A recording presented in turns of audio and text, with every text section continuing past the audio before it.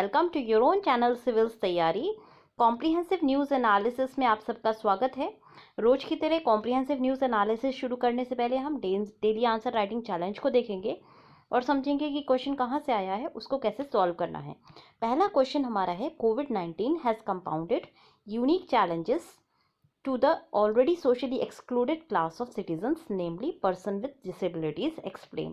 मतलब कोविड-19 ने पहले ही इससे ही सामाजिक रूप से बहिष्कृत नागरिकों मतलब विकलांग व्यक्तियों की विशिष्ट चुनौतियों को और जटिल बना दिया है। तो आपको ये समझा के लिखना है। ये हमारा बहुत अच्छा आर्टिकल आया था फ्रंट लाइन में, वहाँ से ये लिया गया है क्वेश्चन और उसको आज हम सॉल्व करके देखेंगे। बहुत ही अच्छा आर्टिकल है, बहुत एक्सीलेंट एनालिसिस की गई है पीडब्ल्यूडीज़ के बारे में। तो इसमें हम जो है सारे एस्पेक्ट्स को लेकर के एक होलसम आंसर बनाएंगे। नाउ जीएस पेपर 2 से हमारा क्वेश्चन नंबर 2 है। ये आता है क्वेश्चन, आपका बोलता है कि self reliant economy is desirable goal but difficult to achieve by an economy which is excessively dependent. Analyse मतलब एक आत्मनिर्भर अर्थव्यवस्था वांछनीय लक्ष्य है, अच्छा लक्ष्य है, परंतु उस अर्थव्यवस्था द्वारा प्राप्त करना मुश्किल है जो अत्यधिक निर्भर है। मतलब कि कोई भी इकॉनमी वो जो बहुत ज़्यादा निर्भर है वो जो है आपकी आत्मनिर्भर नहीं हो सकती। तो इसका हमें विश्लेषण करना है और इंडियन कॉन्टेक्स्ट में हम इसका विश्लेषण करेंगे। ये आर्टिकल आपका इंडियन एक्सप्रेस से हमें आया है, इंडियन एक्सप्रेस से हम इस आर्टिकल को सॉल्व करेंगे। क्वेश्चन नंबर 3 है हमारा, to fix a broken economy urgent fiscal steps need to be undertaken. What should be the governmental plan of action to revive economy. तो क्वेश्चन कहता है कि टूटी हुई अर्थव्यवस्था को ठीक करने के लिए तत्काल वित्तीय कदम उठाने की ज़रूरत है। तो अर्थव्यवस्था को पुनर्जीवित करने के लिए सरकारी योजना क्या होनी चाहिए, इस बारे में हमें सॉल्व करना है। और ये हमारा द हिंदू से आर्टिकल आया है, तो इसको भी हम सॉल्व करेंगे। तो चलिए देख लेते हैं कि कौन कौन से आर्टिकल्स हमें पढ़ने हैं और किस तरह से हमें पेपर सॉल्व करना है। आज मैं आपको एक सैम्पल आंसर जो मेरे को कल भेजा गया था, बहुत सारे बच्चों ने आंसर भेजा था, तो उसमें से एक सैम्पल आंसर की चेकिंग भी आपको दिखाऊंगी। अगर आपको ये आंसर सॉल्व करके चेक कराने हैं तो आप मुझे मेल कर सकते हैं help.civilstayari@gmail.com। help.civilstayari स्पेलिंग देख लीजिए, help.civilstayari@gmail.com। यहाँ पे आप स्कैन करके जो है भेज सकते हैं, पैम स्कैनर से या कोई और स्कैनर आपके पास हो तो उससे आप स्कैन करके भेज सकते हैं। या फिर आप मेरे टेलीग्राम चैनल @civilstayari तैयारी को ज्वाइन कर लीजिए। वहाँ पे आपको सारी अपडेट्स मिलेंगी और वहीं से आप जो है मेरा डिस्कशन ग्रुप ज्वाइन कर सकते हैं। तो डिस्कशन ग्रुप में आप पोस्ट कर दीजिएगा, हाथ के हाथ आपको रिव्यू भी मिल जाएगा। तो चलिए शुरू करते हैं और सॉल्व करते हैं क्वेश्चंस को और आज के आर्टिकल्स भी साथ साथ समझ लेंगे। तो आज का पहला क्वेश्चन फ्रंटलाइन से लिया गया है और ये हमारे आर्टिकल का नाम है for an inclusive response. Sorry, थोड़ी सी तबीयत खराब है तो ये खांसी से एकदम से बीच में आ जाती है। एनीवेज आज इसमें देखिए सब बहुत अच्छा सा एक ये कोट है, उससे शुरुआत की गई है।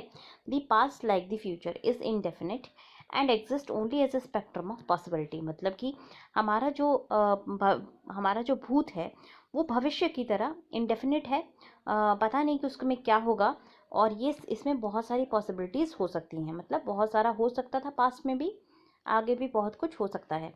तो अभी सत्य क्या है? अभी सत्य सिर्फ हमारा प्रेजेंट है। स्टीफन हॉकिंस का ये कोट है, यहाँ से हम बिगिन कर सकते हैं। ये इस कोट को हम अपने एस्से राइटिंग में भी यूज़ कर सकते हैं।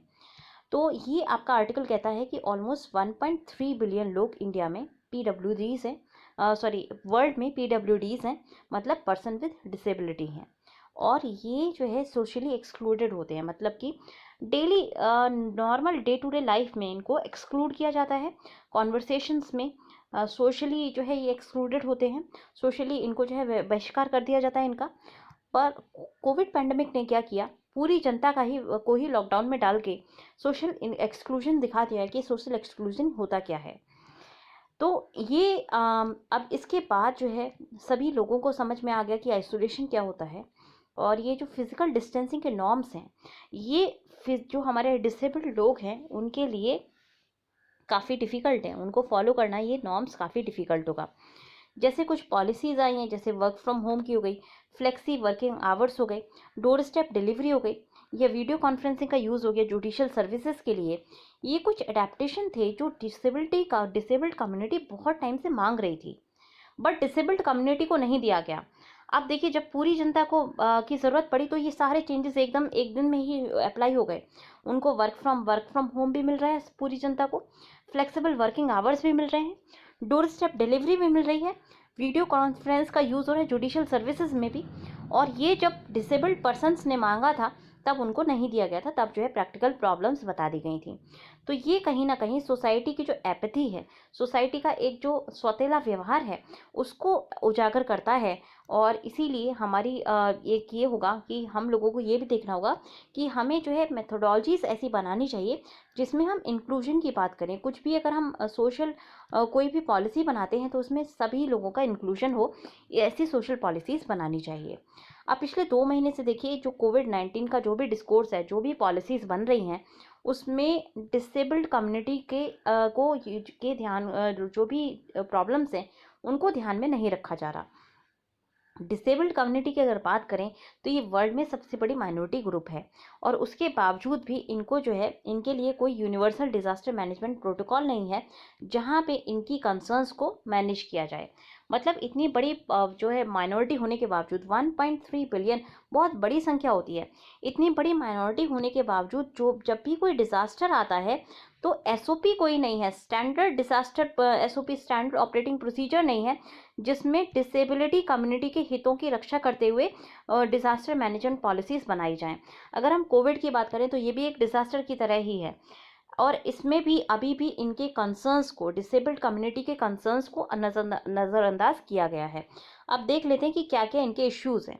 पहला चीज़ है कि जब डिसेबिलिटी होती है तो अपने आप में ये रिस्क फैक्टर नहीं है, बट कुछ जो डिसेबिलिटीज़ हैं वो काफ़ी ज़्यादा रिस्की हो जाती हैं। फॉर एग्ज़ाम्पल कोई हेल्थ कंडीशन है, जैसे कि रेस्पिरेटरी डिजीज़ हो गई, किसी को भी कोई प्रॉब्लम है जहाँ पे रेस्पिरेटरी प्रॉब्लम भी है, या किसी कोई डिसेबल्ड है, इम्यून फंक्शन की डिसेबिलिटी है किसी के अंदर, हार्ट डिजीज़ है या डायबिटीज़ है, तो वो सारे कंट्रीब्यूटिंग फैक्टर्स हो जाते हैं। ऐसे में फिजिकल डिस्टेंसिंग नॉर्म्स को फॉलो करना बहुत ज़रूरी होता है। ये प्रिवेंटिव मेजर्स होते हैं, बट प्रिवेंटिव मेजर्स जो है प्रॉब्लमेटिक हो सकते हैं सीवियर डिसेबल्ड कंडीशन वाले लोगों के लिए।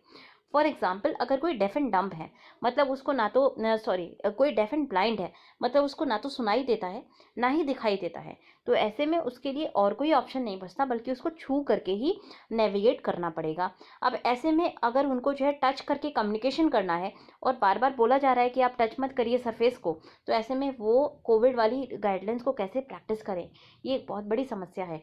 तो यहाँ पे ये चीज़ मैंने भी नहीं सोची थी। जब मैंने ये आर्टिकल पढ़ा ना, तब मेरा ध्यान गया कि हाँ, इन लोगों को ये यूनिक प्रॉब्लम्स होंगी, और जब आप आंसर राइटिंग कर रहे होंगे आपको भी उस वक्त ये यूनिक समस्याएं याद नहीं आएंगी। इसीलिए अभी से आप सोच लीजिए कि ये समस्याएं भी आपकी हो सकती हैं एज ए पॉलिसी मेकर। कल को आप फ्यूचर पॉलिसी मेकर बनेंगे तो आप जब पॉलिसीज़ बनाएंगे तो आपको ये चीज़ें ध्यान में रखनी है कि कोई डेफ एंड ब्लाइंड है तो वो इस पॉलिसीज़ को कैसे उसके लिए कैसे ये पॉलिसी वर्क करेगी। इसी तरह से कोई अगर डिसेबल्ड पर्सन है तो वो अपने केयर गिवर से कैसे जो है सेफ डिस्टेंस मेंटेन करे। अगेन ये बहुत बड़ी समस्या हो जाती है, क्योंकि देखिए बहुत सारे ऐसे वल्नरेबल लोग होते हैं, बहुत सारे फिजिकल डिसेबल्ड चैलेंज लोग होते हैं जो बिना केयर गिवर के अपने आप जो है सर्वाइव नहीं कर सकते, तो उनको एक केयर गिवर की आवश्यकता होती है। और केयर गिवर की आवश्यकता में वो इतने ज़्यादा डिपेंडेंट होते हैं, डिसेबल्ड इतने ज़्यादा होते हैं कि फिजिकल जो डिस्टेंस वाला नॉर्म है वो केयर गिवर के साथ मेंटेन नहीं कर सकते। तो अगेन ये उनके लिए, इसीलिए उनका जो रिस्क फैक्टर है, रिस्क जो कोएफिशिएंट है वो डिसेबल्ड पर्सनस का बढ़ जाता है, कुछ डिसेबल्ड पर्सनस का बढ़ जाता है। दूसरी चीज़, इन्फॉर्मेशन हमेशा फंडामेंटल होती है पैंडमिक से लड़ने के लिए। अब पीडब्ल्यूडीज़ के लिए बहुत सारे बैरियर्स हैं इस इंफॉर्मेशन को एक्सेस करने में। फॉर एग्जांपल बहुत सारे जो लोग हैं, पीडब्ल्यूडीज़ हैं, उनको दिखाई नहीं देता, और इसीलिए वो जो साइंस हैं या जो भी इंफॉर्मेशन एडवाइजरीज़ हैं उनको देख नहीं सकते हैं, तो वो कैसे जो है फिजिकल एडवाइजरीज़ को फॉलो करें, ये उनके लिए समस्या, उनको इन्फॉर्मेशन प्रॉपर तरीके से चैनल में नहीं मिलती है। इसी तरह से जो डेफ या डम्ब है, अगेन उसको जो है इंफॉर्मेशन एक्सेस करने में प्रॉब्लम आती है। तो अभी आपने देखा होगा जितनी भी कम्युनिकेशन स्ट्रैटेजी होती है, अगर आप रोज़ 4 PM को रोज़ जो है प्रेस कॉन्फ्रेंस होती है आपकी गवर्नमेंट के द्वारा, आपने देखी होगी, नहीं देखी तो आज आप 4 बजे जो है खोल के देखिएगा पीआईबी पे, या यूट्यूब पे भी वो सीधे सीधे लाइव टेलीकास्ट होती है। तब आप देखेंगे कि सारे मिनिस्ट्री के लोग बैठे हुए हैं।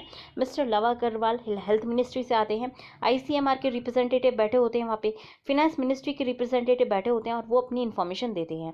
पर कोई भी इन्फॉर्मेशन जो है साथ साथ ना तो साइन लैंग्वेज में दी जाती है, ना ही जो है लैंग्वेज कैप्शंस दिए जाते हैं ब्रेल में या ऑडियो या लार्ज प्रिंट में या प्लेन लैंग्वेज में या इजी टू रीड फॉर्मेट में ये इन्फॉर्मेशन उनको नहीं पहुंचाई जाती। तो ये इन्फॉर्मेशन जो आ रही है गवर्नमेंट की तरफ से वो जो है नॉर्मल लोगों के लिए आ रही है।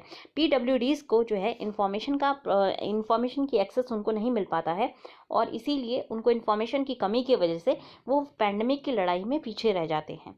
तो यहाँ पे देखिए इन्फॉर्मेशन में भी उनको जो है सोशली हमने एक्सक्लूड कर दिया। तीसरी जो प्रॉब्लम है वो ये है कि लॉकडाउन की वजह से एग्जिस्टिंग जो बैरियर्स थे वो बढ़ गए हैं डिसेबल्ड पर्सनस के लिए। फॉर एग्जांपल पहले जो है लोग आसानी से जो लोग थे वो नेविगेट कर लेते। फॉर एग्जांपल कोई अगर डिसेबल्ड है, चैलेंज पर्सन था, तो वो चीज़ सामान को पकड़ के और आ जा सकता था। अब प्रॉब्लम क्या है कि टच नहीं करना है सरफेस, ऐसे में उनको जो है टच नहीं, अगर टच किए बिना अगर उनको अपना चलना है, मूव करना है, तो उनको किसी की असिस्टेंस की ज़रूरत पड़ेगी। तो इसीलिए वो और ज़्यादा जो है चैलेंज अपने आप को महसूस कर रहे हैं। दूसरी चीज़ क्या है कि होम डिलीवरी की सर्विसेज बंद हो गई हैं, तो ऐसे में उनको जो डिसेबल्ड पर्सनस हैं उनको अपने फ्रेंड्स और नेबर्स के ऊपर डिपेंडेंट होना पड़ता है ग्रॉसरी के लिए और बाकी अपनी ज़रूरतों के लिए। नेक्स्ट जो चैलेंज है उनके सामने ये है पब्लिक हेल्थ केयर सिस्टम को एक्सेस करने का। तो पब्लिक, आपने देखा है सारे हॉस्पिटल्स बंद हैं। ऐसे में जो एक बार बार ये समस्या उठाई जा रही है कि जो नॉर्मल हेल्थ केयर प्रॉब्लम जो एक्सेस था नॉर्मल पेशेंट्स का वो ख़त्म हो गया है। तो ऐसे में अब टेली मेडिसिन भी ये लोग जल्दी से एक्सेस नहीं कर सकते हैं। तो इसीलिए इनकी जो समस्याएं हैं वो ज़्यादा बढ़ जा रही हैं। हॉस्पिटल्स इनकी मेडिकल कंडीशन को जो है देख नहीं रहे हैं, क्योंकि कोविड का खतरा बहुत ज़्यादा है, हॉस्पिटल्स में बहुत ज़्यादा वर्कलोड है। ऐसे में कहीं ना कहीं इनकी हेल्थ जो है नेग्लेक्ट हो जा रही है। नेक्स्ट जो डायमेंशन है वो इंटेलेक्चुअल डिसेबिलिटी का के लिए समस्या और भी ज़्यादा प्रॉब्लमेटिक है, क्योंकि देखिए जो इंटेलेक्चुअली चैलेंज्ड है उसको आप कितना भी समझा लीजिए मास्क का यूसेज क्या है, क्यों है, ये चीज़ उनको नहीं समझ आती। तो जब वो मास्क पहनते हैं उनको बंधन सा लगता है। एक एग्जाम्पल यहाँ पे दिया हुआ है कि एक 45 ईयर ओल्ड के कोलकाता में एक इंटेलेक्चुअली चैलेंज पर्सन था, उसको उसके पिता ने पीट पीट के मार डाला था, क्योंकि उनको गुस्सा आ गया था बिकॉज वो पर्सन मास्क पहनने के लिए तैयार नहीं था बाहर जाते वक्त। तो अगेन इंटेलेक्चुअली चैलेंज लोगों के को जो है मास्क का महत्व समझाना या उनको जो है सैनिटेशन का महत्व समझाना या बार बार उनको सैनिटाइज़र का यूज़, हैंड वॉश का यूज़ समझाना, ये बहुत बड़ा चैलेंज है अपने आप में। और इसीलिए इंटेलेक्चुअली जो डिसेबल्ड पर्सनस हैं वो बहुत ज़्यादा वल्नरेबल हो जाते हैं, रिस्क उनका बढ़ जाता है कोविड के संदर्भ में। अगेन एक और जो समस्या है वो है डिसेबिलिटी और डिस्ट्रेस इम्पैक्ट ऑन वीमेन। तो हम ऑलरेडी अपनी चर्चा एक सीएनए में कर चुके हैं कि वीमेन के ऊपर बहुत ज़्यादा इम्पैक्ट पड़ रहा है लॉकडाउन का, और वायलेंस की जो कंडीशंस हैं वीमेन के ऊपर बढ़ी हैं। रिसेंट टाइम्स में जो वायलेंस है all over the world, not only in India, lockdowns की वजह से वायलेंस के केसेस वीमेन के ऊपर बढ़े हैं, डोमेस्टिक वायलेंस के केस बढ़े हैं। ऐसे में जो डोमेस्टिक जो स्पेशली डिसेबल्ड पर्सनस होते हैं, डिसेबल्ड वीमेन हो गई, इंटेलेक्चुअली या फिजिकली डिसेबल्ड वीमेन, उनके ऊपर जो डोमेस्टिक वायलेंस के केस हैं और ज़्यादा बढ़ने का खतरा बढ़ जाता है, क्योंकि ये जो वीमेन है वो इधर उधर जा नहीं सकती और ज़्यादा वल्नरेबल होती हैं। तो इसीलिए यहाँ पे जो है गवर्नमेंट इम्पोज लॉकडाउन की वजह से इनकी चिंताएं बढ़ जाती हैं, क्योंकि ये लोगों तक रीच आउट नहीं कर सकती अपनी डिसेबिलिटी की वजह से। और इसीलिए राइट ऑर्गेनाइजेशन से, जो ऑर्गेनाइजेशंस हैं जो इनके हकों की रक्षा करते हैं, वो इन तक डिस्ट्रेस के टाइम में नहीं पहुंच सकते हैं, क्योंकि लॉकडाउन चल रहा है। तो इसीलिए अकेला महसूस कर रहे हैं और इनके ऊपर वायलेंस की समस्या बढ़ रही है। ये नेक्स्ट चैलेंज है जो पर्सन विद डिसेबिलिटी को फेस करना पड़ रहा है। नेक्स्ट जो चैलेंज है वो थैलेसीमिया और ब्लड डिसऑर्डर वाले लोगों के लिए है। तो थैलेसीमिया में मतलब ब्लड कैंसर में ब्लड का ट्रांसफ्यूजन बार बार चाहिए होता है, बार बार ब्लड चेंज होता है और ये रेगुलर बेसिस में चाहिए होता है।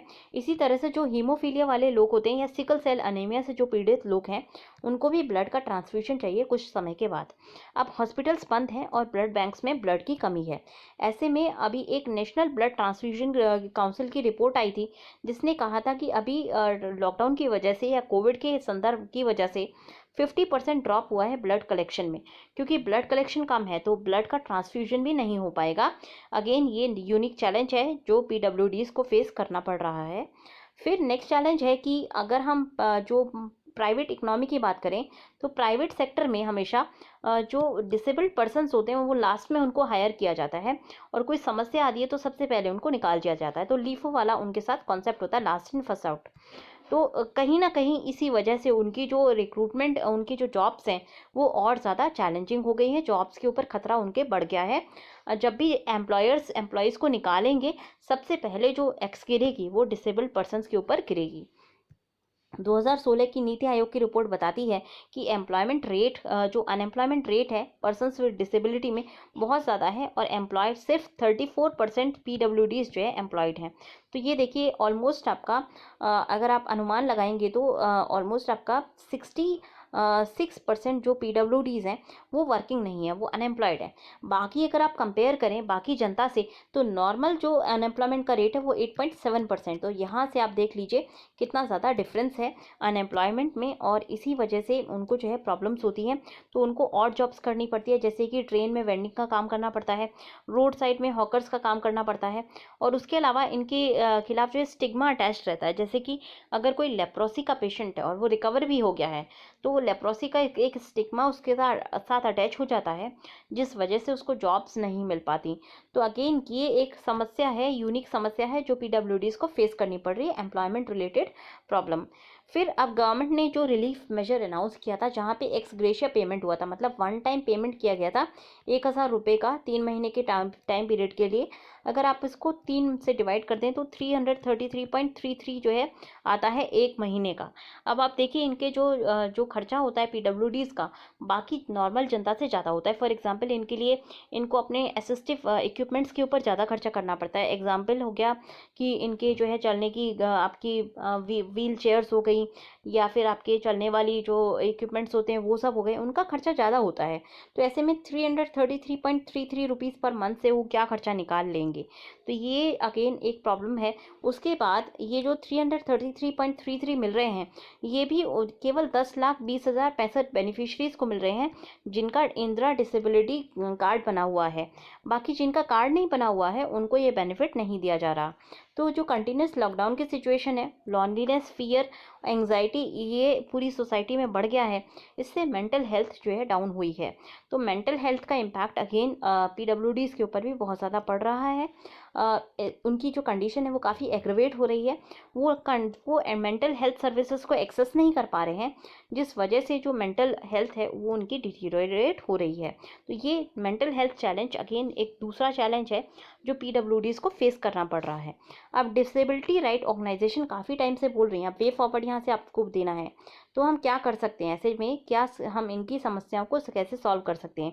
पहली चीज़ आपको जो है प्रिंसिपल ऑफ इक्वालिटी को अप्लाई करना होगा, और नॉन डिस्क्रिमिनेशन को बिल्ड इन करना होगा अपने सारे जो भी हमारा फंडामेंटल राइट्स हो गए, जो भी हमारे गवर्नमेंट के डायरेक्टिव्स हो गए, उसमें नॉन डिस्क्रिमिनेशन का पॉइंट हमें इंक्लूड करना होगा, कॉन्शियसली इसको लाना होगा। उसके अलावा जो हमारी right of persons with disability act है 2016, इसका प्रॉपर इम्प्लीमेंटेशन करना होगा।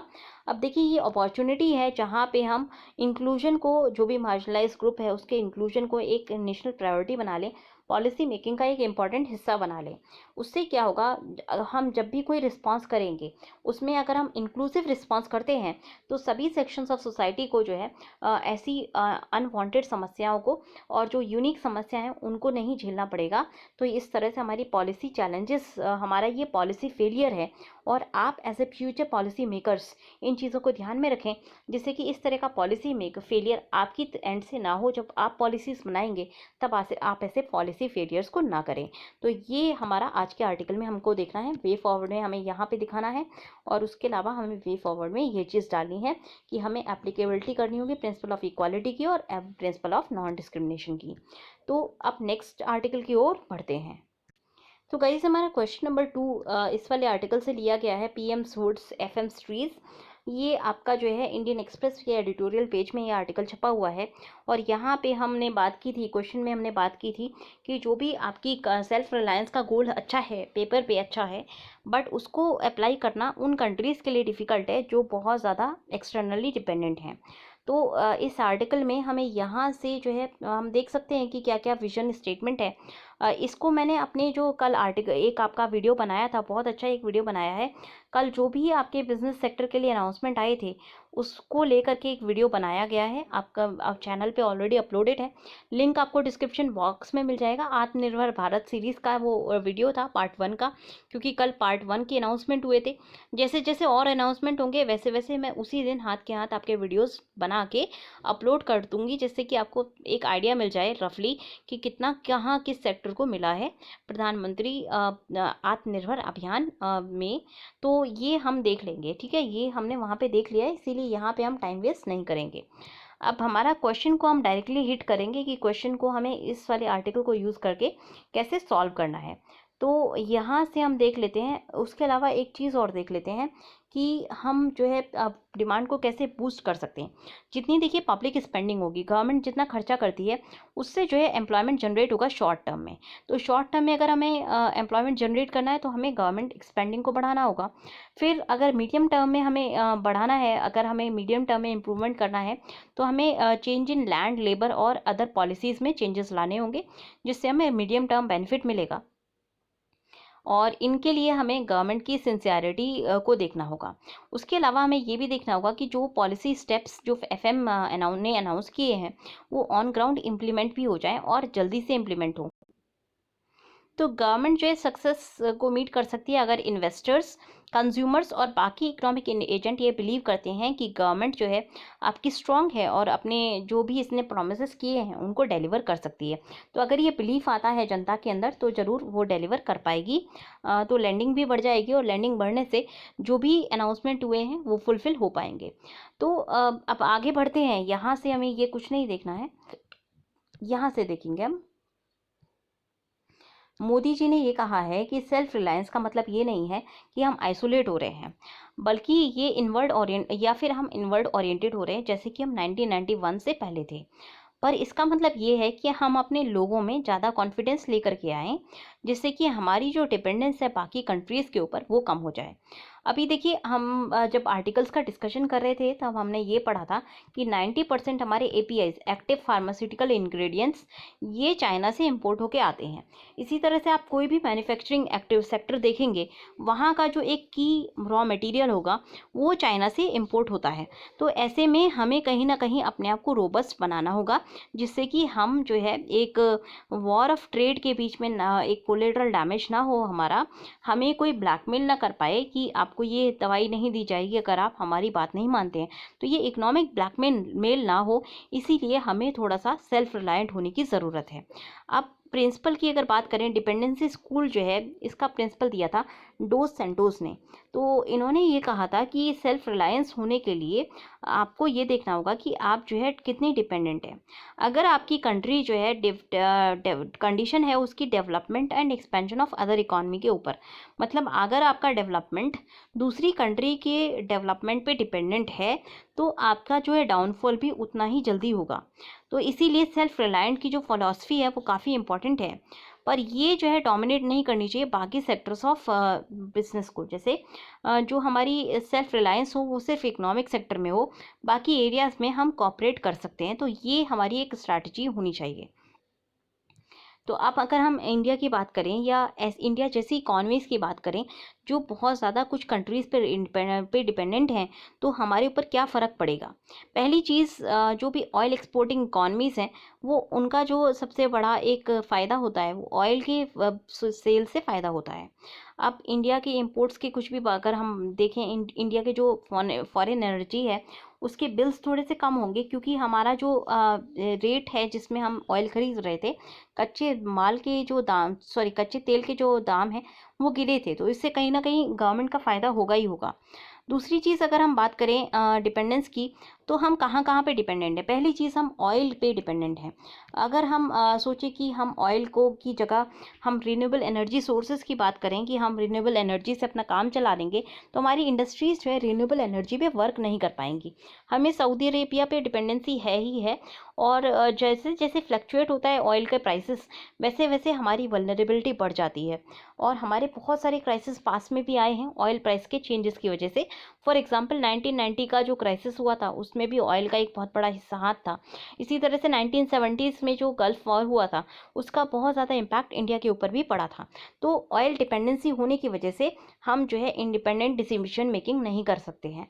एटलीस्ट एनर्जी सेक्टर में हम रिलायंट नहीं हो सकते। दूसरी जो हमारी डिपेंडेंसी है वो फॉरेन एक्सचेंज इन्फ्लोज की है।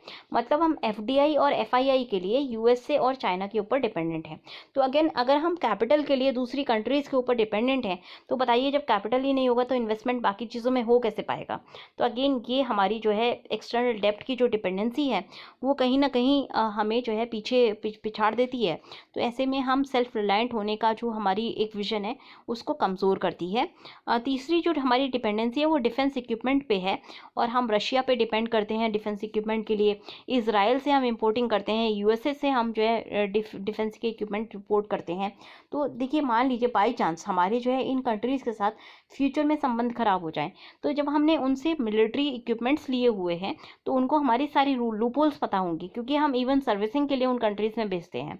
तो हमारी लूपहोल्स पता होंगी कि किस तरह से हमारी जो डिफेंस है उसको लॉकडाउन किया जा सकता है। तो ये हमारा जो डिपेंडेंसी है डिफेंस इक्विपमेंट की, अगेन ये बहुत अच्छी डिपेंडेंसी नहीं है, और ये हमें और ज़्यादा वल्नरेबल बनाती है। इसी तरह से अभी अभी हमने बात की थी एपीआईज की, एक्टिव फार्मास्यूटिकल इंग्रेडिएंट्स की। तो अप टू 90% हमारे जो एक्टिव फार्मास्यूटिकल इंग्रेडिएंट्स हैं वो चाइना से इंपोर्ट होके आते हैं। तो अभी तक जो गवर्नमेंट की पॉलिसी थी, उसने डिपेंडेंसीज को सॉल्व नहीं किया है। उसका जो इमीडिएट फोकस था वो सेल्फ रिलायंस का था, और कहीं ना कहीं ये देखा गया था कि ये वील्ड मैसेज है चाइना के लिए, जो बहुत ज़्यादा एग्रेशन कर रहा है अपने नेबर्स का। तो पोस्ट डेंग जियांगपोइंग चाइना ने ये एस्टैब्लिश कर लिया है कि हमें इकोनॉमिकली बहुत ज़्यादा जो है एडवांस होने की ज़रूरत नहीं है। अगर हम जो है एक स्ट्रॉन्ग और रोबस्ट इकॉनमी बनना चाहते हैं, तो चाइना ने जो है, फॉर एग्जांपल चाइना ने रिफ्यूज़ कर दिया था ऑस्ट्रेलिया को कि वो इंपोर्ट नहीं करेगा वीफ या वाइन ऑस्ट्रेलिया से। तो ये हमारी एक डीकपलिंग हमने देखी है। सेल्फ रिलायंस और ग्लोबलाइजेशन दोनों चीज़ें पॉसिबल हैं, और दोनों का एक बहुत लीडिंग एग्जांपल हमारे सामने जो है वो चाइना का के रूप में आता है। तो ये हम एग्जांपल बहुत अच्छा कोट कर सकते हैं, इसको आप अलग मार्क करके रख लीजिएगा। एक्सपोर्ट की डिपेंडेंसी हमारी जो बड़ी इकॉनमी है उसको ज़्यादा वल्नरेबल बना देती है, और चाइना की जो डिपेंडेंसी थी यूएस मार्केट में, उसकी वजह से जो चाइना और यूएसए का हमने देखा एक ट्रेड वॉर ऑनगोइंग है ऑलरेडी। तो ये मोदी गवर्नमेंट का ये होप कि मल्टीनेशनल कंपनीज जो है चाइना से एग्जिट कर रही हैं, वो इंडिया के अंदर रिलोकेट कर देंगी, तो ये बहुत ही बड़ा होप है। शायद ये एप्लीकेबल नहीं हो पाएगा, क्योंकि वहाँ की जो कंपनीज़ हैं उनको वो सेल्फ रिलायंट नहीं है, सेल्फ कॉन्फिडेंट नहीं है, और उनका जो पब्लिक रिसर्च और डेवलपमेंट है उसमें और इंक्रीज़ की ज़रूरत है। थोड़ी सी पब्लिक रिसर्च और डेवलपमेंट हमारा कम हुआ है इन एरियाज़ में। तो इंडिया अगर ट्रूली सेल्फ रिलायंट बनना चाहता है, ये सेल्फ कॉन्फिडेंट बनना चाहता है, तो हमें जो है इन्वेस्टमेंट करना होगा। यहाँ से हमारा वे फॉरवर्ड है। हमें इन्वेस्टमेंट करना होगा, किन 3 चीज़ों में इन्वेस्टमेंट करना होगा। पहली चीज़, हमें जो है इन्वेस्टमेंट करना होगा एजुकेशन में। दूसरी चीज़, हमें ह्यूमन कैपेबिलिटी बिल्ड करने में इन्वेस्टमेंट करना है। और तीसरी चीज़, हमें जो है बाकी जो भी इन्वेस्टमेंट है वो हमारी नॉलेज बिल्डिंग पे करना है। तो ये हमारा जो इन्वेस्टमेंट होगा, इससे हमारी वैल्यूएबल बनेगी इकॉनमी, और इसकी जो डिपेंडेंसी है बाकी कंट्रीज़ के ऊपर, वो भी थोड़ी सी कम हो जाएगी। तो गाइस, हमारा जो तीसरा क्वेश्चन है, हमें ये द हिंदू के आर्टिकल से सॉल्व करना है, और द हिंदू का आर्टिकल है a plan to revive broken economy. तो हमें क्या करना होगा, जो भी पैकेज अनाउंस हुआ है वो धीरे धीरे हमारा जो है क्लियर होगा, क्या होगा, क्या होना है, कैसे होना है। ऐसे में एक बड़ा क्वेश्चन होता है कि पब्लिक स्पेंडिंग के बिना हम जो पब्लिक स्पेंडिंग को बढ़ाए बिना हम डिमांड को बूस्ट नहीं कर सकते। और अभी एक चीज़ क्लियर है कि डिमांड को बूस्ट करना बहुत ज़रूरी है, जिससे कि इकनॉमी जो है रिवाइव हो जाए। तो हमें क्या क्या करना चाहिए? पहली चीज़ जो हमें करनी है वो फूड और कैश ट्रांसफ़र को सबसे पहले करना है। तो हमें जो है 7,000 का, इस आर्टिकल में कहा गया है कि 7,000 50,000 का हमें फूड का ट्रांसफ़र करना है पर मंथ, कैश ट्रांसफ़र करना है पर मंथ 3 महीने के लिए, जो भी आपके BPL कार्ड होल्डर्स हैं उनको। और 10 केजी जो राइस है वो पर हाउस होल्ड हमें राइस या वीट कोई भी अपना अन्न 10 केजी तक पर हाउस होल्ड को हमें 6 महीने तक एक्सटेंड करना चाहिए। इससे क्या फ़ायदा होगा? इससे देखिए जो खाने और रहने की जो समस्या है, लिक्विडिटी की एक प्रॉब्लम जो हाउस होल्ड्स की है वो सॉल्व हो जाएगी, और फूड की जो प्रॉब्लम है वो सॉल्व हो जाएगी। तो हमारा न्यूट्रिशन सिक्योरिटी रहेगी, फूड सिक्योरिटी रहेगी, पहली चीज़। दूसरी चीज़, लोगों के हाथ में पैसा रहेगा तो लोग इस पैसे को खर्च करके और बाकी डिमांड को बूस्ट कर सकते हैं। अब ये डूएबल है। डूएबल क्यों है? पहला रीज़न ये है कि हमारा जो FCI है उसके पास 77 मिलियन टन्स का जो राबी का प्रोक्योरमेंट रहा है। दूसरी चीज़ ये है कि लॉकडाउन की रिस्ट्रिक्शन की वजह से मल्टीप्लायर इफेक्ट हुआ है, एक्सपेंडिचर हमारा जो है कम हो गया है, और एक्सपेंडिचर कम होने की वजह से बहुत सारी जो इंडस्ट्रीज़ हैं उनको लॉसेस फेस करने पड़ रहे हैं। तो हमारी जो डिमांड है उसको नॉर्मलाइज करने के लिए हमें लोगों के हाथ में पैसा देना होगा। जब भी देखिए मुफ्त का पैसा मिलता है ना तो हम खर्च करते हैं। अगर हमारे हाथ में अगर हमारा कमाया हुआ एक पैसा होगा तो हम उसको थोड़ा कमी के साथ खर्च करेंगे। बट अगर हमें पैसा कहीं से मिल जाए या हमें पैसा गवर्नमेंट दे दे तो ऑब्वियसली हम उसको आसानी से खर्च करेंगे, और जब हम आसानी से खर्च करेंगे तो कहीं ना कहीं हमारी डिमांड को हम बूस्ट करेंगे। तो इससे जो है हमारी करंट डिमांड्स को हम मीट कर पाएंगे। फॉर एग्जाम्पल, कुछ लोगों को हाउस रेंट्स देने होंगे, कुछ लोगों को जो बाकी करंट एक्सपेंडिचर है, जैसे एक्सपेंडिचर हो गया मेडिसिन का, ये सारे एक्सपेंडिचर वो मीट आउट कर पाएंगे अगर 7,000 रुपये गवर्नमेंट दे देती है। चौथा जो बेनिफिट मिलेगा वो ये होगा कि डिमांड जो है हमारी बढ़ जाएगी। जो हमारी अभी हाथ में जो डिमांड होती है जिसको हम इमीडिएट डिमांड कहते हैं वो बढ़ जाएगी। इमीडिएट डिमांड बढ़ जाएगी तो इससे जो है हमारा आउटपुट एक्सपैंड होगा अपने आप ही। जैसे ही डिमांड एक्सपैंड होती है तो डिमांड से मैच करने के लिए हमें आउटपुट एक्सपेंड करना ही पड़ता है। और आउटपुट एक्सपैंड करने से क्या होगा, हमारी जो इंडस्ट्री जो इकोनॉमिक एक्टिविटी है वो बढ़ जाएगी, और इससे हमारा जो स्ट्रेस सेक्टर है वो थोड़ा सा इम्प्रूव होगा। दूसरा एरिया जो हमें सही करना है, दूसरा जो हम सजेशन गवर्नमेंट को दे सकते हैं, वो कह सकते हैं कि गवर्नमेंट को मनरेगा का जो काम है उसको रिवैम्प करना होगा, रीडिज़ाइन करना होगा। अभी देखिए प्रेजेंट जो स्ट्रक्चर है मनरेगा का, पहली चीज़ तो ये सिर्फ रूरल हाउस होल्ड को एम्प्लॉयमेंट देता है। दूसरी चीज़, एम्प्लॉयमेंट लेने के लिए आप विलेज में के रेसिडेंट होने चाहिए। तीसरी चीज़, आपको जो मिलेगा वो एक फैमिली को 100 दिन का मिलेगा। एक फैमिली से किसी भी एक मेंबर को 100 दिन का जो है गारंटीड रोजगार मिलेगा। अब ये माइग्रेंट क्राइसिस होने की वजह से बहुत सारे लोग घरों को वापस गए हैं क्योंकि उनको मनरेगा के थ्रू जॉब चाहिए थी, तो उनको विलेज जाना जरूरी था। अब जब वो विलेज पहुंच गए हैं तो ऐसे में उनके ऑलरेडी हाउस होल्ड्स ऑलरेडी भी हैं। तो गवर्नमेंट को क्या करना है? गवर्नमेंट को क्या करना है कि ये जो मनरेगा का स्ट्रक्चर जो था उसको चेंज करना है। क्या चेंजेस कर सकती है? पहली चीज़, जो 100 डे की लिमिट थी उसको बिल्कुल हटा दीजिए। अब जिसको भी एम्प्लॉयमेंट चाहिए उसको आप एम्प्लॉयमेंट दीजिए। जो भी अनस्किल्ड एम्प्लॉयमेंट आप देते रहते हैं, जो भी आपसे मांगने आता है उसको दीजिए। दूसरी चीज़ क्या कर सकती है गवर्नमेंट कि आपका जो परमिसिबल वर्क है, जैसे पहले बहुत ही आपका सिर्फ एग्रीकल्चर एरियाज़ में परमिसिबल वर्क था, बहुत स्ट्रिंजेंट क्राइटेरिया है परमिसिबल वर्क का, अब इसको एक्सपैंड करना होगा। एक बहुत बड़ा यहाँ पे एग्जांपल दिया हुआ है कि क्या कर सकते हैं हम। देखिए क्या कर सकते हैं, विलेजेस में क्या होता है कि विलेजेस अपने नीड के लिए अपने विलेज लेवल पर रूरल एंटरप्राइजेस खोलती है। रूरल एंटरप्राइजेस मतलब रूरल थोड़े से आपके जो है कॉटेज इंडस्ट्री हो गई, इस तरह की इंडस्ट्री जो है विलेजेस में खोली जाती हैं। अब यहाँ पे जो है मनरेगा को यूज़ करके मनरेगा के वर्कर्स यहाँ इन इंडस्ट्रीज़ में अपना कंट्रीब्यूशन दे सकते हैं। उससे हमारी क्या फ़ायदा क्या होगा कि हमारा जो आउटपुट है वो काफ़ी तेज़ी से बढ़ेगा, और इसीलिए इन इन एरियाज़ को, ये जो रूरल इंडस्ट्री है, इनको हम चाइना की टाउनशिप एंड विलेज एंटरप्राइज की तरह डेवलप करा सकते हैं। तो ये एक बहुत अच्छा मॉडल है, बहुत अच्छा सजेशन है। मैं आपको सजेस्ट करूंगी कि आप इसको लिख के अलग से जो है मार्क करके बहुत अच्छे से रख लीजिए, या कहीं पे लिख के रख लीजिए। अगर आपने वन नोट या माइक्रोसॉफ्ट या एवर नोट में नोट्स बनाते हैं तो आप एक अलग से नोटबुक बना लीजिए अपनी सोशल इश्यूज़ की, और वहाँ पे इस कटिंग को डाल दीजिएगा।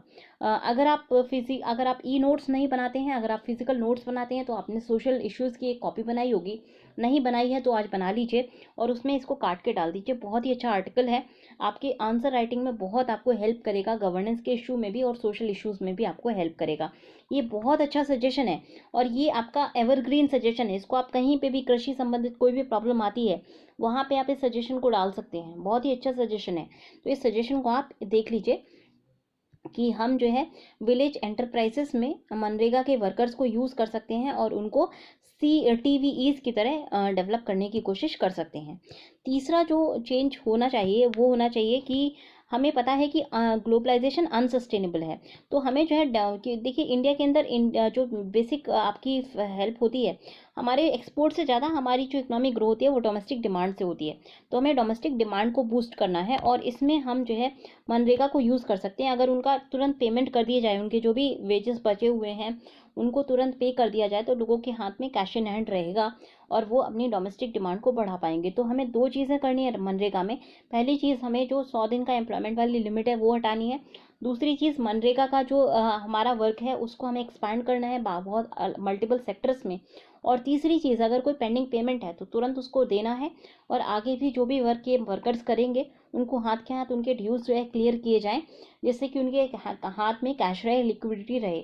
और गवर्नमेंट भी जो है कोशिश कर रही है कि लोगों के हाथ में लिक्विडिटी ज़्यादा रहे, जिससे कि जो इकनॉमी है वो अच्छे से ग्रो कर सके। अब नेक्स्ट जो हमारा फोकस होना चाहिए, नेक्स्ट जहाँ हमें फोकस करना है वो अर्बन एरियाज़ में करना है। अर्बन एरियाज़ में दो एरियाज़ में हम फोकस करेंगे। पहला एरिया है हमारा आपके MSME सेक्टर का। तो MSME सेक्टर को हम जो है बूस्ट कर सकते हैं बहुत सारे इंटरवेंशंस के थ्रू। इसको हम देखेंगे थोड़ी देर के बाद। दूसरा हम पहले देख लेते हैं, दूसरा जो हम इंटरवेंशन कर सकते हैं वो है कि हम जो है अर्बन एम्प्लॉयमेंट गारंटी योजना, मतलब जैसे मनरेगा चलता है वैसे ही हम अर्बन एरियाज़ के लिए मनरेगा की तर्ज पर urban rural employment guarantee scheme UERGS करके हम स्कीम चला सकते हैं, जहाँ पे अर्बन एजुकेटेड या अनएजुकेटेड जो भी अर्बन अनएम्प्लॉयड है उसको हम गारंटीड एम्प्लॉयमेंट प्रोवाइड करने की कोशिश करें। अब देखिए बहुत सारी चीज़ें ऐसी हैं, बहुत सारे सेक्टर्स ऐसे हैं जहाँ पर मैन पावर की कमी है। फॉर एग्जांपल हम जो है केयर इंडस्ट्री की बात करें तो वहाँ मैन पावर की कमी है। तो ये जो आपका अर्बन एम्प्लॉयमेंट गारंटी स्कीम होगी, इसको अगर हम म्यूनसिपालिटीज़ के अंडर में रन कराएं तो म्यूनसिपालिटीज़ को पता रहता है कि किस एरियाज़ में कमी है और कहाँ कहाँ पे हमें मैन पावर की रिक्वायरमेंट है।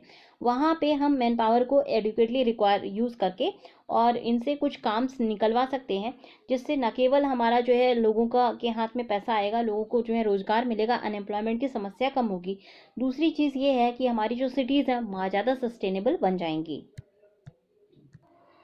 तो गाइस हम जो है एक और जो MSME सेक्टर की बात कर रहे थे, MSME सेक्टर में हम क्या कर सकते हैं। तो हमने अभी अर्बन गारंटी प्रोग्राम की बात करी। अब देखिए जो भी कोई गारंटी स्कीम होती है तो उसका खर्चा कौन देगा, गवर्नमेंट देगी। तो अब इस MSME सेक्टर में वेज एम्प्लॉयमेंट के रूप में अर्बन गारंटी स्कीम के तहत लोगों को जो है यहाँ पे हम UGES के तहत इनको जो है दे सकते हैं, इनको काम करा सकते हैं कुछ पर्टिकुलर टाइम पीरियड के लिए। तो इससे दो फायदे होंगे। पहली चीज़ तो ये है कि लोगों को के हाथ में जो कैश जा रहा है, और दूसरी चीज़ ये है कि MSME सेक्टर को वेज फ्री जो है लेबर मिल रहा है, रेंट फ्री लेबर मिल रहा है। क्योंकि देखिए इसका पेमेंट जो है MSME को नहीं करना है, इसका पेमेंट किसको करना है, गवर्नमेंट को करना है। तो MSME की रोबस्टनेस बढ़ जाएगी, उसकी एबिलिटी बढ़ जाएगी और उसका जो है काम करने की क्षमता काफ़ी इंप्रूव हो जाएगी। तो ये हम कर सकते हैं। अब केयर इकॉनमी की बात अगर हम करें तो पैंडमिक ने जो है केयर इकॉनमी के इंपॉर्टेंस को सबके सामने शो कर दिया है। अभी तक हमने कहा हमारा जो हेल्थ केयर सेक्टर था नेग्लेक्टेड था। 1.3% GDP का हम खर्च कर रहे थे हेल्थ केयर सेक्टर में। देखिए डेटा मैं क्यों बोल रही हूँ, क्योंकि डेटा इंपॉर्टेंट है। अभी मैं आपको आंसर राइटिंग का एक सैम्पल दिखाऊंगी, एक बच्चे ने जो मेरे को भेजा हुआ था किसी ने, तो वहाँ पे बहुत अच्छा आंसर है पर कोई डेटा नहीं है। इसीलिए मैं आपको डेटा आज भी हाथ के हाथ दे रही हूँ, तो आप डेटा भी जॉट करते जाइए। तो अभी तक हम बहुत कम स्पेंड कर रहे थे हेल्थ केयर सिस्टम में। उसका नतीजा क्या है, उसका नतीजा ये है कि 70 साल होने के बावजूद भी इंडिपेंडेंस के हमारा जो हेल्थ केयर सिस्टम है जर्जर अवस्था में है। अब इसको कंपेयर कीजिए केरला के साथ। केरला ने बहुत रोबस्टली स्पेंड किया है अपने पब्लिक हेल्थ केयर सिस्टम से, तो इसीलिए केरला में डेथ भी कम है और आसानी से पैंडमिक को उसने जो है मात दे दी है। तो हेल्थ केयर सिस्टम पर हमें खर्च करना है, केयर इकोनॉमी में हमें खर्च करना है, डॉक्टर्स की, नर्सेस की, बेड्स की संख्या हमें बढ़ानी है और इसके लिए हमें जो है लोगों को एम्प्लॉयमेंट देना है इस फील्ड में।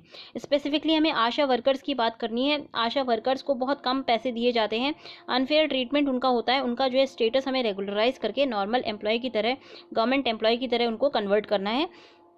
उसके साथ साथ हमें कैपेसिटी बढ़ानी है अपने इकोनॉमिक सेक्टर की, और इसमें जो है गवर्नमेंट को यहाँ पे खर्चा करना ही करना है। क्यों, तो आप हेल्थ केयर सेक्टर की बोलेंगे ही, तो उसको जब आप बोलेंगे तो केयर इकोनॉमी के फॉर्म में लिखिएगा, ठीक है। हेल्थ केयर सेक्टर की जगह आप केयर इकोनॉमी लिखेंगे ना तो एक और ज़्यादा अच्छा लगेगा आपका आंसर।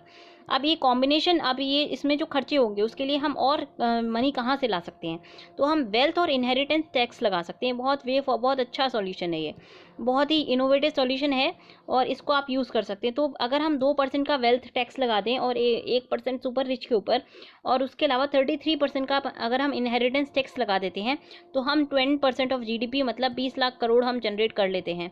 तो आप सोचिए कि इससे हमें कितना बेनिफिट होगा। अभी जो करंट पैकेज डिज़ाइन हो रहा है वो 20 लाख करोड़ का हो रहा है, उसमें ऑलरेडी जो पेमेंट पहले हो चुका था वो 6 लाख करोड़ का तक का ऑलरेडी पेमेंट गवर्नमेंट कर चुकी थी प्रधानमंत्री गरीब कल्याण योजना के तहत, और बाकी जो आपका लिक्विडिटी मेजर्स थे आरबीआई के, वो तो टोटल जो पेमेंट गवर्नमेंट कर रही है वो काफ़ी कम है। हमें पेमेंट बहुत ज़्यादा बढ़ाने हैं, टोटल 10% ऑफ जीडीपी हमें खर्च करना ही करना होगा, और इसके लिए एडिशनल हम यहाँ से रिसोर्सेज निकाल सकते हैं।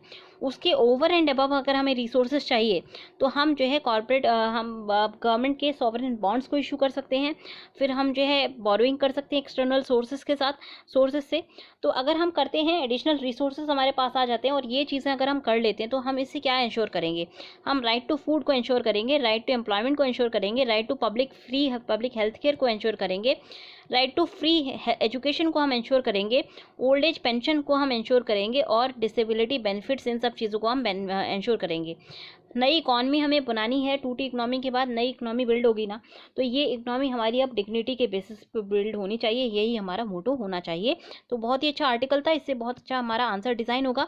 अब इसका हम फ्लो चार्ट और देख लेते हैं कि देखिए, आंसर राइटिंग को अच्छा बनाने के लिए डायग्राम मस्ट होना चाहिए, बार बार मैं ये चीज़ बताती हूँ, इसलिए स्पेसिफिकली आपको डेली में माइंड मैप साथ में देती हूँ कैसे बनाना है, जिससे कि आपको एक आइडिया बन जाए कि आपको डायग्राम्स कैसे बनाने हैं। तो इसका डायग्राम देख लेते हैं, और आज आप इसका क्वेश्चन कम से कम एक क्वेश्चन तो करके देखिए, थोड़ा तो हाथ चलाइए, इतना सारा मैं आपको बताती रहती हूँ तो आप भी थोड़ा सा हाथ चला लीजिए ना।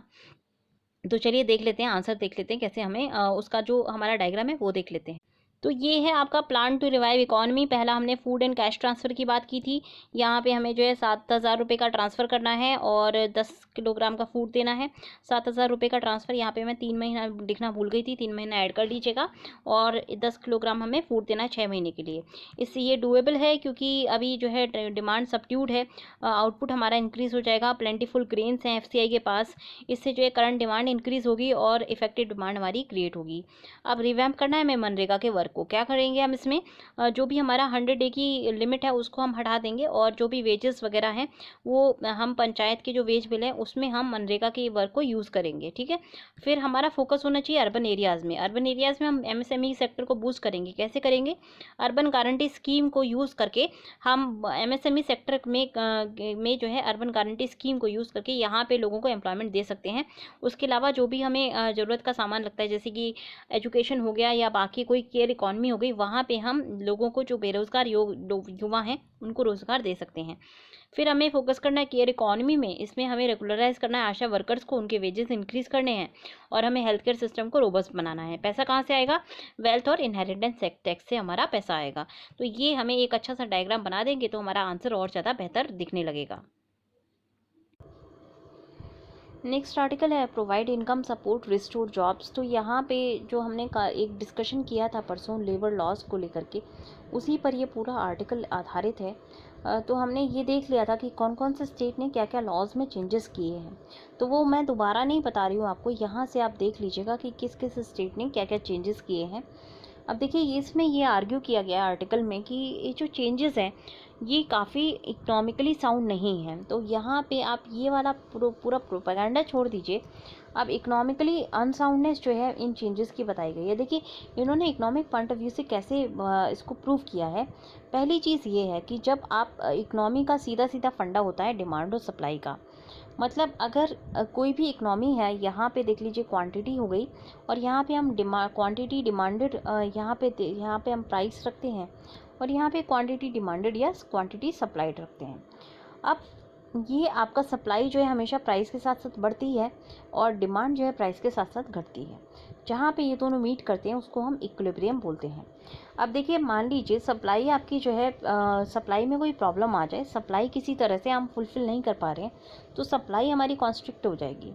ठीक है, सप्लाई कम होने की वजह से क्या होगा, अब सॉरी ये डिमांड दिखाया मैंने ये आपकी सप्लाई है, ये आपकी डिमांड है। अब सप्लाई मान लीजिए कम हो गई, सप्लाई कम होने पर क्या होगा, ये इक्विलिब्रियम पॉइंट आप देखिए तुरंत ऊपर शिफ्ट हो जाएगा ना, प्राइस बढ़ गया चीज़ों का। तो हमेशा क्या होता है कि सप्लाई घटने से प्राइस बढ़ जाता है। इसी तरह से अगर डिमांड घटेगी तो प्राइस आपका आप देखेंगे घट जाएगा। तो ये चीज़ एक क्लियर इकोनॉमिक्स का फंडा है। अब यहाँ पे ये आर्ग्यू किया गया है कि अभी फ़िलहाल डिमांड और सप्लाई दोनों की ही प्रॉब्लम्स आ रही हैं इकोनॉमी के अंदर, क्योंकि कोविड ने क्या किया है कि सारी जो हमारा लॉकडाउन की सिचुएशन चल रही है तो हम आ जा नहीं सकते हैं। ऐसे में चीज़ों को इधर से उधर ले जाने में सप्लाई जो है आपकी काफ़ी ज़्यादा कंस्ट्रिक्ट हो गई है। सप्लाई के कंस्ट्रिक्ट होने से जो आपका चीज़ें हैं उनकी मतलब वो मार्केट तक पहुंच नहीं पा रही हैं, तो इसीलिए प्राइसेस की थोड़ी सी अभी समस्या आ रही है। जैसे ही लॉकडाउन थोड़ा सा खुलेगा वैसे ही आपकी जो सप्लाई चेन है वो प्रॉपर फंक्शन करने लगेगी। तो ये अगर हम इस तरीके से आर्ग्यू करें तो ये सप्लाई चेन का जो प्रॉब्लम आ रही है ये एक टेम्पररी प्रॉब्लम है, जबकि अगर हम डिमांड की प्रॉब्लम देखें तो डिमांड की एक जो प्रॉब्लम है वो टेम्पररी नहीं है, वो पैंडमिक के पहले भी चल रही थी। लॉकडाउन से पहले भी हमारी डिमांड जो है 4.7% जो है जीडीपी हमारी गिर गई थी, और ये गिरना जो है हमारा डिमांड की वजह से हुआ था, क्योंकि डिमांड नहीं आ रही थी। ये चीज़ इकोनॉमिक सर्वे में भी आर्ग्यू की गई है कि हमारी डिमांड का शॉक होने की वजह से बहुत ज़्यादा डिमांड का जो शॉक है उसकी वजह से इकोनॉमिक जो ग्रोथ है वो हमारी स्लो है। तो पैंडमिक से पहले भी इकोनॉमिक ग्रोथ स्लो थी और बेसिक रीज़न उसका था फॉल इन डिमांड। अब डिमांड को हम कैसे बूस्ट कर सकते हैं इकोनॉमिकली, अगर हमें बूस्ट करना है एग्रीगेट डिमांड की अगर आप बात करेंगे, aggregate demand is equal to, अगर आप एक्सपेंडिचर मेथड में बात करें तो कंजम्पशन एक्सपेंडिचर होता है, इन्वेस्टमेंट एक्सपेंडिचर होता है, गवर्नमेंटल एक्सपेंडिचर होता है, प्लस एक्सपोर्ट्स माइनस इम्पोर्ट जिसको हम एक्स माइनस एम बोलते हैं। तो ये आपका जो है एग्रीगेट डिमांड ऐसे आती है। तो कंज्यूमर की डिमांड और गवर्नमेंट डिमांड, इन्वेस्टमेंट डिमांड, ये तीन हमारी डोमेस्टिक डिमांड्स हैं, ये हमारी इंटरनेशनल मार्केट की डिमांड होती है। अब देखिए डोमेस्टिक डिमांड में का एक बहुत बड़ा फैक्टर होता है कंज्यूमर डिमांड। कंज्यूमर कब डिमांड करेगा, कंज्यूमर तब डिमांड करेगा जब उसके पास पैसा होगा, जब आपकी इनकम होगी तभी आप डिमांड करेंगे ना। अब ऐसे में हमने लेबर लॉज जो कि ऑक्यूपेशनल सेफ्टी से डील करती हैं, जो कि मिनिमम वेजेस से डील करती हैं, जो कि हमारी जो है ओवर टाइम वेजेस से डील करती हैं, अगर हम इनको चेंज कर देते हैं, इनको हटा देते हैं तो इनकम हमारी फॉल डाउन होगी। इनकम फॉल डाउन होने से क्या इफेक्ट पड़ेगा, कंजम्पशन आपका फॉल डाउन हो जाएगा। कंजम्पशन फॉल डाउन होने से क्या इफेक्ट पड़ेगा, एग्रीगेट डिमांड आपकी जो है घट जाएगी। एग्रीगेट डिमांड घटने से क्या फ़र्क पड़ेगा कि एग्रीगेट डिमांड घटने से आपकी सीधे देख रहे हैं जीडीपी आपकी जो है घट जाएगी, क्योंकि जीडीपी आपकी डायरेक्टली एग्रीगेट डिमांड पे डिपेंडेंट रहती है। तो ये इसमें आर्ग्यू किया गया है पूरे आर्टिकल में कि लेबर लॉस को हटाने से कोई फ़ायदा नहीं हुआ है, रेशनलाइज हमें करना चाहिए था लेबर लॉज को इस तरह से ऑन ए सीधा एक ऑर्डिनेंस रूट के थ्रू। बहुत सारी जो लॉस थी और जो हमारी सेफ्टी वगैरह से डील करती थी, मिनिमम वेजेस से डील करती थी, कॉम्पेंसेशन से डील करती थी, उनको हटाना एक जो है पॉजिटिव मूव नहीं है, ये एक रेट्रोगेट मूव है। इससे वर्कर का एक्सप्लॉयटेशन होगा, इससे जो है जो आपके जो भी बिजनेस होल्डर हैं उनको एक फ़ायदा मिलेगा, अनफेयर एडवांटेज मिलेगा, वर्कर की बार्गेनिंग पावर कम हो जाएगी। उसके अलावा इकोनॉमिकली भी जो है इकॉनमी को जो है सपोर्ट नहीं करेगा। तो ये आपको hello friends, welcome to your own channel youth IAS. आज डेट है 14 मई 2020 और आज हम द हिंदू का एडिटोरियल डिस्कशन करेंगे। तो पहला एडिटोरियल जो आज हमको देखना है वो लोकल मोटिव है। यहाँ पे जो बात की गई है, थोड़ा सा मेरा गला काफ़ी ख़राब है तो इसलिए मैं थोड़ा धीरे बोल रही हूँ, आई होप आपको सुनाई देगा। एनीवेज आगे बढ़ते हैं। तो यहाँ पे जो सेल्फ रिलायंस की बात की है ना, स्वदेशी की बात की है पीएम मोदी ने, उस बारे में ये आर्टिकल लिखा गया है। तो ये आर्टिकल कहता है कि जो सेल्फ रिलायंस के ऊपर एक ड्राइव है रिन्यूड, वो कहीं एक रिएक्शन की तरफ ना बढ़ जाए, मतलब ग्लोबल रियलिटीज़ के एक रिएक्शनरी मेजर के रूप में ना उभर के सामने आए। क्योंकि देखिए ये सिर्फ इंडिया के साथ नहीं हो रहा है, बाकी वर्ल्ड में भी जो एक हमारी रिलायंस थी, ओवर रिलायंस थी चाइना के ऊपर, उसकी वजह से पैंडमिक में बहुत ज़्यादा खतरा हुआ है सभी कंट्रीज़ को। सबकी सप्लाई चेन्स ख़राब हो गई हैं, सभी कंट्रीज़ को जो है कहीं ना कहीं प्रॉब्लम्स फेस करनी पड़ रही हैं। और इवन अगर हम कोविड के स्प्रेड की बात करें तो उसमें बहुत बड़ा एक हाथ रहा है चाइना के ऊपर रिलायंस का। तो ये जो एक स्वदेशी की तरफ पीछे लौटना है, ये हमारी नेशनलिस्ट इकोनॉमिक पॉलिसीज़ की याद दिलाता है जो इंडिया की 1991 से पहले थी। अब देखिए 1991 से पहले हम बहुत ज़्यादा क्लोज्ड इकॉनमी थे। क्लोज्ड इकॉनमी होने की वजह से कहीं ना कहीं देखिए सरकारी सेक्टर में एक इम्प्रूवमेंट था, बट उससे रेड टेपिज्म हो गया था, उससे हमारी जो ग्रोथ थी वो स्लो हो गई थी। तो ये सारी प्रॉब्लम्स जो है क्रिएट हो जाती हैं अगर हम ओवर्टली अपने आप को कट ऑफ कर देते हैं वर्ल्ड से। वर्ल्ड के साथ ग्लोबलाइजेशन, हालांकि ओवर ग्लोबलाइजेशन नहीं होना चाहिए, बट फिर भी ग्लोबलाइजेशन एक कहीं ना कहीं ज़रूरत भी है आज के टाइम में। इंडिया ने अपना मार्केट 1991 में खोला था, liberalisation, privatisation, globalisation, LPG reforms के थ्रू, बट काफ़ी कॉशियस रहा है और इंटरनेशनल कैपिटल को ज़्यादा इंडिया जो है एक्सेप्ट नहीं करता है। काफ़ी सालों तक इंडिया फॉरेन कैपिटल इंडिया के अंदर अलाउड भी नहीं था। तो ये जो हेजिस्टेंट अप्रोच रही है इंडिया की, इसकी वजह से जो हमारी इकनॉमी है वो उतनी तेज़ी से ग्रो नहीं हुई जितना हमने बाकी कंट्रीज़ को देखा है। बट इससे एक हमारी इकनॉमी को रेजिलियंस भी मिली है। तो इकॉनमी हमारी थोड़ी सी रेजिलियंट भी हमने देखी है, क्योंकि हम फॉरेन कैपिटल के ऊपर बहुत ज़्यादा डिपेंडेंट नहीं है। अब एक रिन्यूड जो क्राई है ग्लोबल कॉर्पोरेशंस की तरफ प्राइम मिनिस्टर मोदी का शुरू में आया था, और धीरे धीरे ये शिफ्ट हो गया मेक इन इंडिया इनिशिएटिव की तरफ, क्योंकि ये कहीं ना कहीं प्राइम मिनिस्टर मोदी के वोट बैंक को भी कैटर करता है। तो उनकी पॉलिटिकल एस्पिरेशंस भी इस तरीके से फुलफ़िल हो जाती हैं, क्योंकि उनका जो वोट बैंक है वो बहुत ज़्यादा नेशनलिस्टिक वोट का बैंक है और बहुत ज़्यादा आपका राइट विंग वोट बैंक है। तो वो कहीं ना कहीं एक डर ये भी है कि वो अपने वोट बैंक को ना कैटर करें इस पैंडमिक की आड़ में। तो ये एक इसमें डर चिंता जताई गई है इस आर्टिकल के अंदर। फिर पैंडमिक ने हमारी लिमिटेशंस को और इनएविटेबली ग्लोबलाइजेशन की लिमिटेशंस को सामने उजागर किया है। यूएस जैसी कंट्रीज़ जो कि काफ़ी डिपेंडेंट थी बाकी कंट्रीज़ के ऊपर एसेंशियल मेडिसिन की सप्लाई के लिए और मेडिकल इक्विपमेंट्स की सप्लाई के लिए, तो उनको जो है प्रॉब्लम फेस करनी पड़ रही है। अब यूएसए में इसलिए जो है कहीं ना कहीं बात हो रही है कि उसको डीकपल करना चाहिए सप्लाई चेन से और अपने ऊपर थोड़ा डिपेंडेंसी ज़्यादा रखनी चाहिए।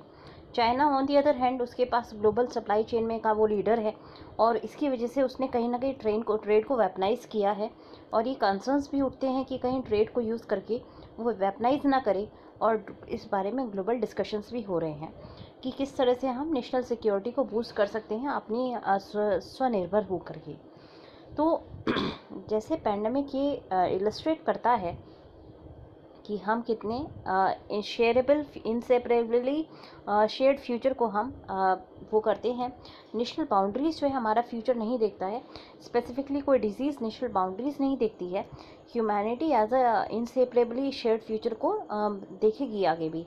तो ऐसे में हमें जो है ग्लोबल पॉलिटिक्स की डायनेमिक्स को देखते हुए इंडिया के इंटरेस्ट को बाहर आगे ले जाना चाहिए, ये एक अच्छी बात है। और ऐसे में बट ग्लोबलाइजेशन को पूरी तरह से नकारना नहीं चाहिए। तो एक प्रॉब्लम ये है, जहाँ तक ये हमारा जो है स्वदेशी की तरफ टिल्ट हमारे अगर नेशनल इंटरेस्ट को बूस्ट करता है तो बहुत अच्छी बात है, बट ये जो है ग्लोबलाइजेशन की आड़ में मतलब स्वदेशी की आड़ में हम डी ग्लोबलाइज ना हो, ये भी ध्यान में रखना है। और ये जो है हमारी जो फ़िलासफ़ी है ये कॉन्क्रीट पॉलिसी में हो, जहाँ पर इंडिया फर्स्ट की बात आनी चाहिए, और इससे अगर हमारे गरीब तबके का भला होता है, इंडिया की ग्रोथ होती है, तो ये अच्छी पॉलिसी रहेगी। तो नेक्स्ट आर्टिकल हमारा लिक्विडिटी लाइफलाइन का है। प्राइम मिनिस्टर मोदी जी ने परसों जो है 20 लाख करोड़ का पैकेज अनाउंस किया था। इस पैकेज को नाम दिया गया है आत्मनिर्भर भारत अभियान, और या फिर सेल्फ रिलायंट इंडिया अभियान, ठीक है। तो इसमें जो हमारी पहले वाली एक योजना थी प्रधानमंत्री गरीब कल्याण योजना, ये इसमें सब्सिड्यूम हो गई है, मतलब आत्मनिर्भर भारत अभियान के अंदर ही इस योजना को जो है यूज़ किया जाएगा। और टोटल जो 20 लाख करोड़ का है वो उसका क्या क्या ब्रेकअप है वो अलग अलग डेज में बताया जाएगा। तो कल निर्मला सीतारमन जी ने बिजनेस सेक्टर के लिए क्या है इस आत्मनिर्भर भारत अभियान के अंदर, तो ये जो है लोगों के सामने रखा था, जनता के सामने रखा था। ये जो कल का जो अनाउंसमेंट था जहाँ पे बिज़नेस और एमएसएमई सेक्टर की बात की गई थी, तो उसमें जो है काफ़ी इम्प्रेसिव अनाउंसमेंट था। और इसमें बहुत सारे डिटेल्स को इशू को जब हम डिटेल में देखेंगे तब सही से समझ में आएगा। बट एक चीज़ क्लियर हो गई है कि दो बड़े सेक्टर जो ट्रबल्ड हैं, एमएसएमई सेक्टर और दूसरा एनबीएफसी सेक्टर, इनको काफ़ी जो है राहत दी गई है। एमएसएमई सेक्टर को एग्जिस्टेंशियल क्राइसिस है क्योंकि उनका जो है काम धाम पूरी तरह से ठप हो गया है। तो बहुत सारी चीज़ें चेंज की गई हैं। एमएसएमई सेक्टर की जो डेफिनेशन है वो चेंज कर दी गई है। एमएसएमई सेक्टर के लिए जो उनका जो है उनको बहुत सारी फैसिलिटीज़ दी गई हैं, जैसे कि उनको कोलेटरल फ्री असिस्टेंस दिया जाएगा जिससे कि वो अपने ऑपरेशंस को बूस्टअप कर सके। तो ये काफ़ी अच्छी फैसिलिटी एमएसएमई सेक्टर को दी गई है। उसके अलावा जो सोवरिन क्रेडिट गारंटी है ये बैंक्स के लिए पूरे अमाउंट के लिए एक्सटेंड की गई है। तो इसलिए बैंक को कोई दिक्कत नहीं होगी एमएसएमई सेक्टर को लोन देने में। गवर्नमेंट जो है इंटरेस्ट कैप भी कितना करना है ये बता देता, क्योंकि गवर्नमेंट ने इंटरेस्ट कैप किया जाएगा सिर्फ इतना बोला है, कितना कैप किया जाएगा ये नहीं बताया है। और ये इंडिविजुअल लेंडर्स के ऊपर डाल दिया है कि वो अपने हिसाब से रेट स्ट्रक्चर को डिज़ाइन कर ले। स्कीम को दूसरा प्रॉब्लम क्या है कि स्कीम 31 अक्टूबर तक ही एक्सटेंड करेगी, तो ये इस पूरे फाइनेंशियल ईयर तक एक्सटेंड करनी चाहिए थी। हो सकता है आगे इसको इम्प्रूव कर दें, अभी देखते हैं। क्योंकि एक बात तो क्लियर है कि इसको फोर्स मेजर की तरह यूज़ किया जा रहा है और फोर्स मेजर की डेफिनेशन में जो है हम कोविड को रख रहे हैं। तो फोर्स मेजर आपको पता है, आप पहले भी देख चुके हैं कि क्या फोर्स मेजर है। नहीं देखा है तो प्रतीक्षा मैम का एक वीडियो है उसको आप देख लीजिएगा, वहाँ पे आपको सही से पता चल जाएगा।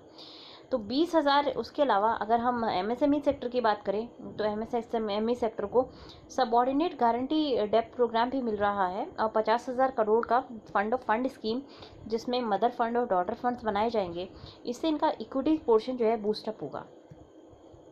नॉन बैंकिंग फाइनेंशियल सेक्टर की बात करें, हाउसिंग फाइनेंस फर्म्स की बात करें या आप जो है म्यूचुअल फंड कंपनीज़ की बात करें, तो उनको 30,000 करोड़ की स्कीम के थ्रू डेट पेपर्स को जो है फुली गारंटी दी जाएगी उनकी गवर्नमेंट के द्वारा। उसी के साथ साथ उनको पार्शियल क्रेडिट गारंटी स्कीम के तहत 45,000 करोड़ की पार्शियल क्रेडिट गारंटी मिलेगी गवर्नमेंट के द्वारा। इससे उनको जो है आसानी से लोन्स मिल जाएंगे। और मिनिस्टर ने अच्छा किया है कि लिक्विडिटी क्राइसिस को भी सॉल्व करने की कोशिश की है। 90,000 करोड़ का इन्फ्यूजन किया है और वो जो है सिक्योरिटी और रिसीवेबल्स के फॉर्म में उसकी गारंटी को बैकअप करेगा गवर्नमेंट, और इसके फॉर्म में किया जा सकता है।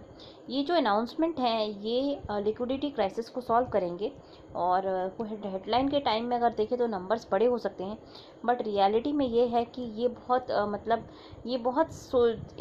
ये गवर्नमेंट की मजबूरी थी, गवर्नमेंट को करना ही था, नहीं तो इकोनॉमिक सिचुएशन बहुत होपलेस हो जाती।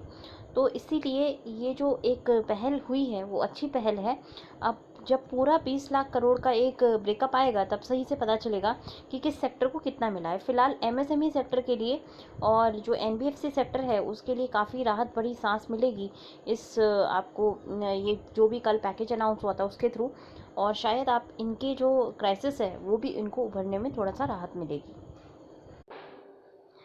तो इस वाले आर्टिकल में हमें इतना ही देखना है। अब इसके बाद हम देख लेते हैं कि जो आंसर राइटिंग की मैं बात कर रही थी उसके क्वेश्चन देख लेते हैं। एक बच्चे ने आंसर लिखा है, एक बच्चे का आंसर हम डिस्कस करेंगे आज, और इसी तरह से आप एक एक आंसर्स में बीच बीच में डिस्कस करती रहूँगी और साथ साथ आपको जो है वीकली कंपाइलेशन भी सारे मिल जाएंगे।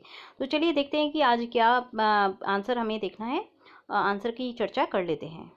मेरे को बहुत खुशी है कि आप आंसर्स लिख के भेज रहे हैं। ये एक सैम्पल आंसर है, चाहे आप मैं 3 देती हूँ तो आप एक ही लिख के भेज रहे हैं, बहुत अच्छी बात है।